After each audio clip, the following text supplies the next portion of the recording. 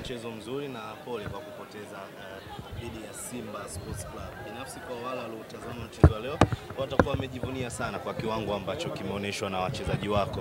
Umecheza na Giants ambaye anafanya vizuri sana ligi kuu.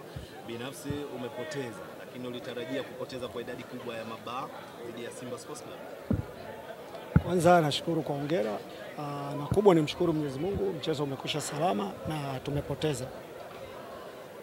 Mimi kama kocha Temoi napongeza vijana wangu kwa kile walichokionyesha, lakini makosa mawili ya kipindi cha kwanza dakika ya 17 na 19 ya set pieces yametugharimu. Kwa hiyo mimi nazidi kuwapongeza vijana wangu na naamini tumepoteza mchezo wa leo, so mwisho sisi tunajipanga kwa mchezo wetu wa championship.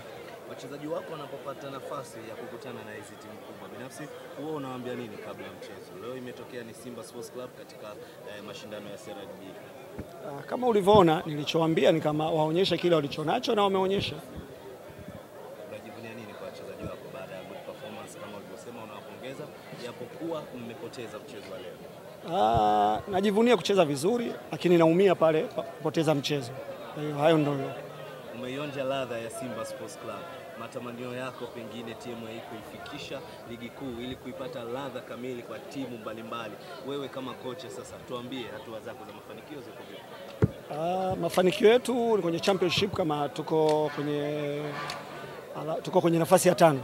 Kwa hiyo na tunakimbizana bado kwenye resi ya kupanda ligi kuu moja kwa moja, na ukiangalia pale kwenye table sisi tuna pointi 41. Kwa hiyo hatuko mbali na wenzetu wanne ambaye wako juu yetu. Kwa hiyo naamini kama tutachanga karata zetu za mwisho kwenye mechi 8 zilizobaki, huenda mwakani tukaja kupata testi nyingine zaidi ya leo. Inawezekana? Of course, yeah, why not? Asante sana. Shukrani sana.